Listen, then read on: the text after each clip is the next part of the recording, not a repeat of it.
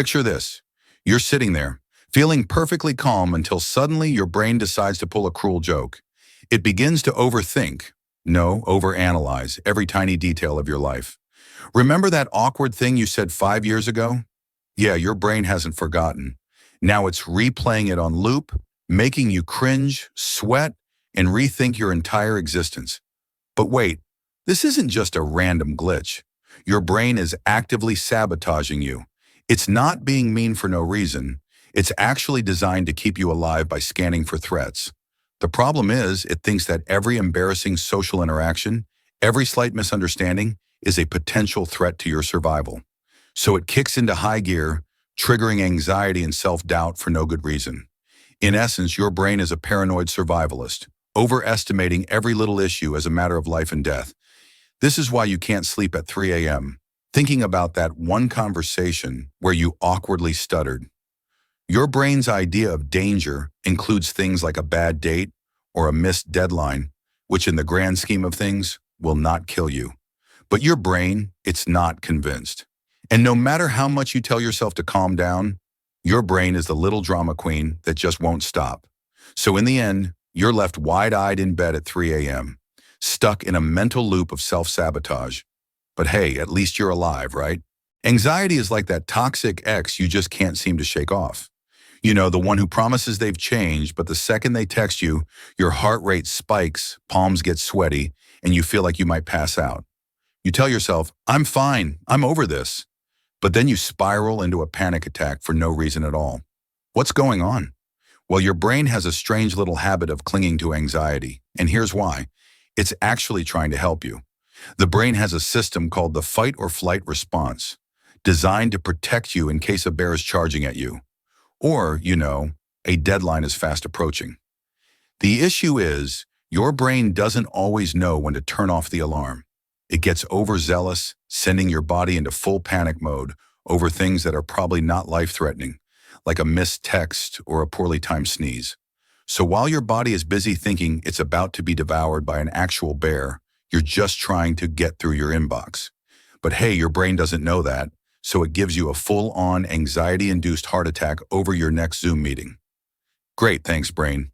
In the end, it's like your brain is that friend who just can't stop hyping up a situation. Except the situation's totally normal and harmless. And even though you tell it to chill, it refuses to believe you. Let's talk about overthinking. The art of replaying a single moment in time over and over, dissecting every word, every gesture, every awkward silence until you're convinced you've ruined your entire life. It's like your brain is an obsessive detective, stuck on a case that doesn't even exist. The kicker? Your brain does this because it's desperately trying to avoid future mistakes. If you analyze everything to death, maybe you'll avoid doing the same embarrassing thing again, right? But the truth is, it doesn't work that way. The more you overthink, the more your brain becomes convinced that it can predict every possible outcome. The irony? It's terrible at it. Ever had a conversation where you thought you said something brilliant, only to replay it later and realize it sounded completely weird? Yeah, that's overthinking at work. Your brain is just trying to protect you from making mistakes, but instead, it leaves you paralyzed with the fear of making one. It's like trying to play chess with a time-traveling version of yourself who keeps changing the rules. Overthinking is like that annoying person in the background who insists on pointing out every flaw, every potential pitfall, and then makes a huge deal out of it. So you sit there, spiraling, while your brain makes mountains out of molehills. And no matter how much you try to shut it down, it just keeps going. Because, it's the brain's job to ruin your peace. Your brain likes to think it's the grand orchestrator of your decisions. So rational, so level-headed. But let's get real. The minute your feelings get involved, all bets are off. You know that feeling when you justify eating a whole pizza because it's been a tough week? Yeah, that's your brain's rational decision-making at work. Deep down, your brain knows you're going to regret it, but the emotional part of your brain is like, forget logic, let's eat pizza. And sure enough, after the food coma hits, your brain suddenly remembers that maybe that wasn't such a good idea after all. But does it stop you? No, because the brain's need to feel good right now is way stronger than its future self's plea for some moderation. This happens because your emotional brain, the limbic system, is the petulant toddler in the back seat, throwing tantrums when it doesn't get its way. The rational part of your brain, the prefrontal cortex, knows that eating the pizza will likely make you feel miserable afterward, but it's too slow to step in. The result? You end up making decisions that feel great in the moment, but you pay the price later. So, yeah, while your brain is busy pretending it's rational, it's really just a confused mess of emotions and short-term desires. Basically, your brain is the worst personal trainer ever, telling you to go for the donut, then guilt-tripping you for it. Ever noticed how your brain has a talent for highlighting the negative stuff and completely ignoring the good? It's like a chronic complainer that refuses to let you enjoy anything. Think about the last time something went well. Maybe you got a compliment, had a productive day, or found extra fries at the bottom of the bag. You bask in the glow for a second, but the next minute, you're thinking about that one dumb mistake you made 3 weeks ago. Why? Because your brain is obsessed with negativity. This isn't just some weird quirk. There's actual science behind it. It's called the negativity bias. Your brain is hardwired to pay more attention to negative experiences than positive ones because, evolutionarily, it helped humans stay alert to threats. A lion is much more dangerous than a pretty flower, so your brain focuses on danger. But today, lions aren't the problem.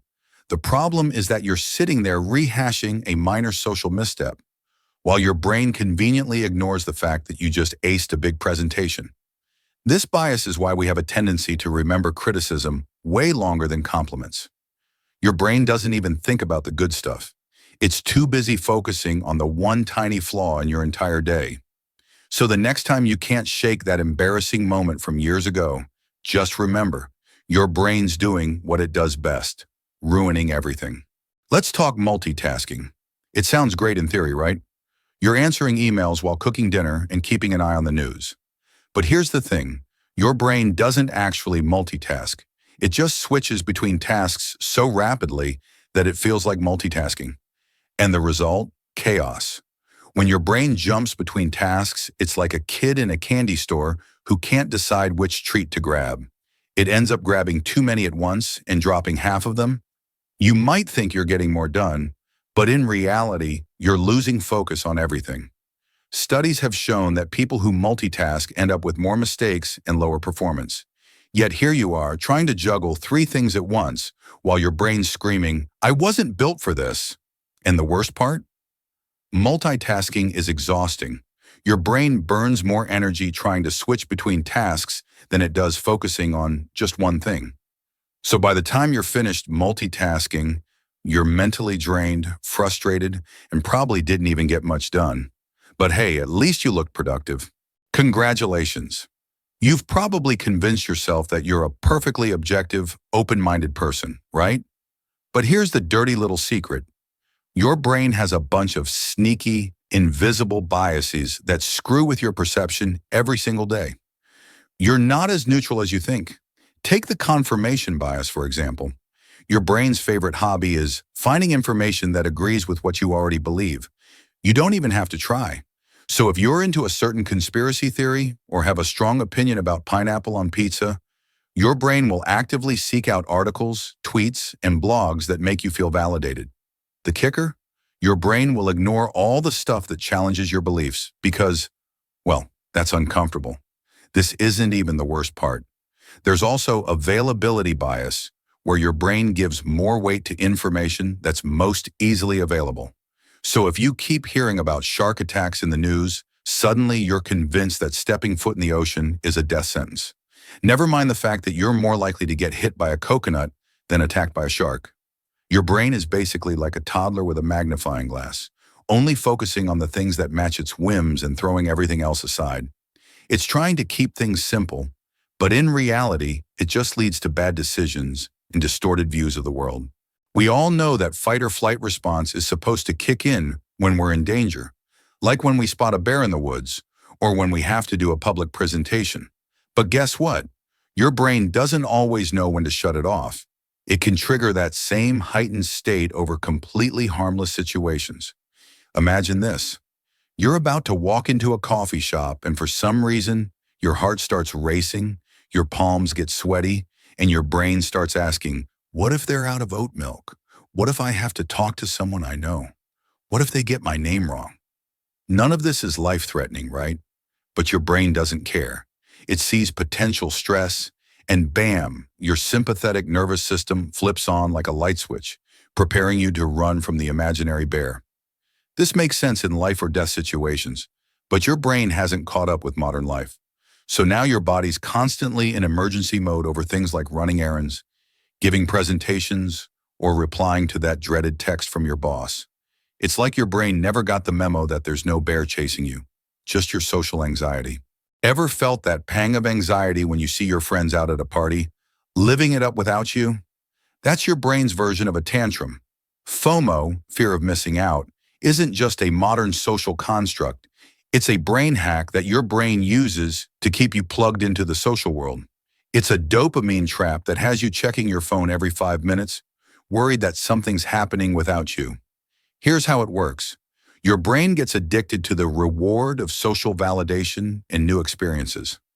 Every time you scroll through Instagram and see someone's amazing vacation photos or a party invite you weren't part of, your brain releases a hit of dopamine. That's the same chemical responsible for pleasure and addiction.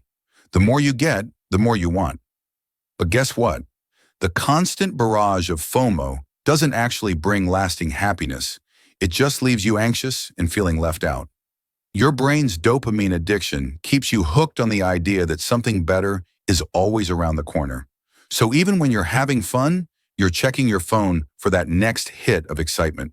It's like a never-ending quest for social approval, which is exhausting, unhealthy, and probably one of the worst brain traps you could fall into.